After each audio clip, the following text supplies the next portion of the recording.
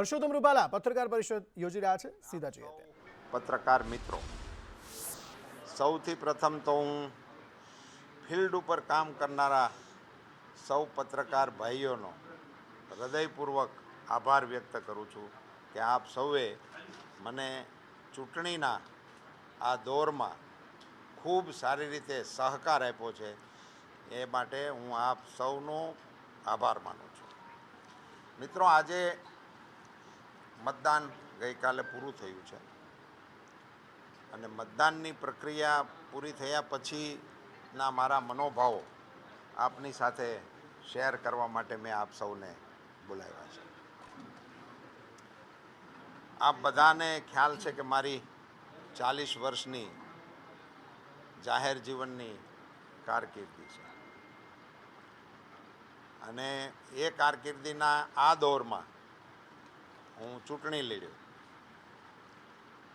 મારે આપ સૌની વચ્ચે એકદમ નિખાલસ એકરાર કરવો છે કે મારી સમગ્ર કારકિર્દી દરમિયાનનો સૌથી કઠિન દોર એમાંથી હું પસાર થયો છું. ગઈકાલે ચૂંટણી પૂરી થઈ ગઈ, મતદાન સારી રીતે થયું, ઉત્સાહપૂર્વક વાતાવરણની અંદર થયું અને સૌથી સારા સમાચાર તરીકે હું જેને મૂલવું છું એ સંપૂર્ણ શાંતિપૂર્વક થઈ. એ ઘટનાને કારણે હું અત્યારે આપ સૌની વચ્ચે મારી લાગણીઓ શેર કરવા માટે આવ્યો છું. સાથીઓ, મારા એક નિવેદનને કારણે આખી એ ચૂંટણીની અંદર ખૂબ મોટા વમળો સર્જાણા અને એને કારણે આ દોરમાંથી મેં જેમ આપને કહ્યું કે સૌથી મારો જાહેર જીવનનો પીડાદાયક કહો, કષ્ટદાયક કહો, એ દોરમાંથી હું પસાર થયો. મારે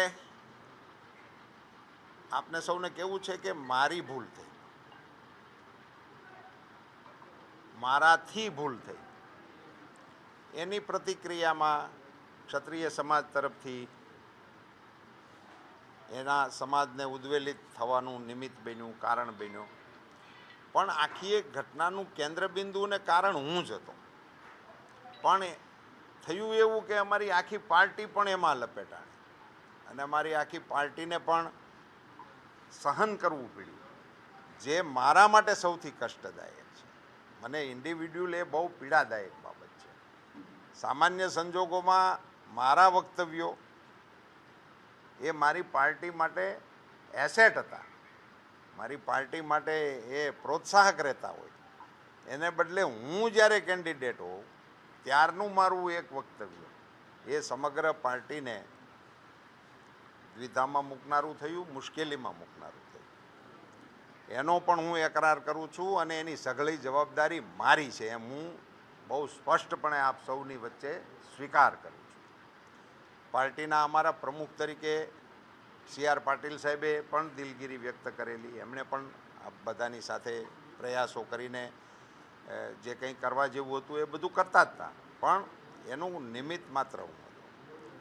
મારે આપ સૌને એ કહેવું છે કે હવે હું માણસ છું, તો માણસ માત્ર ભૂલને પાત્ર. અને મેં તો તે વખતે પણ સહજથી, જેવી ક્ષત્રિય સમાજમાંથી હજી તો યુનાઇટેડ વેમાંય નહોતું અને 1 to 1 જે લોકોના મને ફોનો આવતા હતા, તરત જ મેં તો કહ્યું હતું, કારણ કે મારા મનમાં કશું હતું નહીં એટલે મેં દિલગીરી વ્યક્ત કરી દીધી હતી, માફી માગી લીધી હતી અને આગળ જતાં સમાજની વચ્ચે જઈને પણ મેં, અને એ વખતે પણ આપ બધા સાક્ષી હતા અને તે વખતે પણ મેં માફી માગી હતી.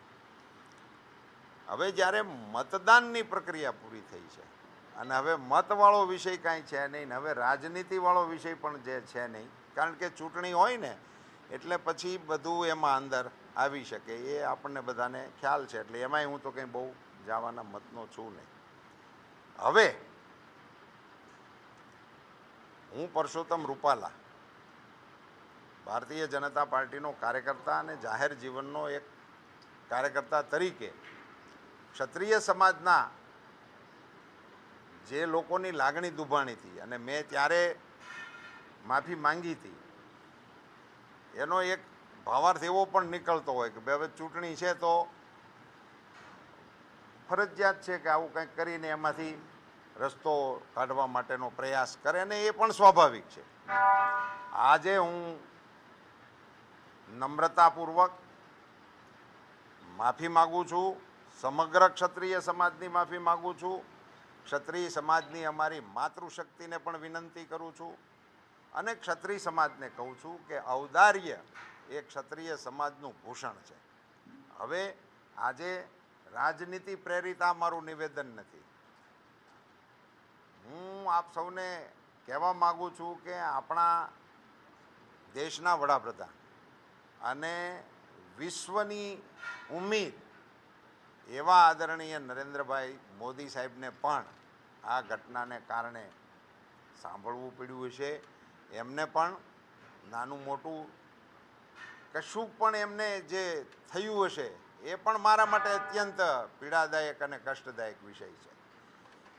તો ફરીથી હું આપ સૌના માધ્યમથી એક નમ્રતાપૂર્વક મારી માફીને પ્રસ્તુત કરીને ક્ષત્રિય સમાજને આહ્વાન કરવાના મતનો છું, વિનંતી કરવાના મતનો છું કે રાષ્ટ્ર જ્યારે વિકસિત ભારત બનવાના લક્ષ્ય તરફ આગળ વધી રહ્યું હોય ત્યારે એમાં મારી ભૂલને નિમિત્ત બનીને આખા સમાજને કોઈ પણ પ્રકારની અન્ય બાબતોથી એ સમાજ માટે કશું કહેવાનું ઇતિહાસને મન થાય એવી બાબતોથી પર રહી અને ક્ષત્રિય સમાજ રાષ્ટ્રના વિકાસની આ કેડીની અંદર અગ્રેસર ભૂમિકા ભજવવા માટે આગળ વધે એવું નમ્ર નિવેદન, નમ્ર અપીલ આપ સૌના માધ્યમથી હું કરવાના મતનો છું. સાથે સાથે મારી આ ભૂલને કારણે સર્જાયેલા વમળોથી અમારા કેટલાક સાથીદારોને પણ સહન કરવાનું આવ્યું હશે, તો હું આપ સૌની સામે એમના માટે પણ મારી દિલગીરી પણ વ્યક્ત કરું છું અને એમની પણ ક્ષમા ચાહું છું. આપ સૌને મારો નમ્ર અનુરોધ છે કે આપ સૌએ આ મારા કઠિન દૌરની અંદર જે પ્રકારે મને સાથ અને સહકાર આપ્યો છે હું એની પ્રશંસા કરું છું. પુનશ્ચ મિચ્છામિ દુક્કડમ. ધન્યવાદ.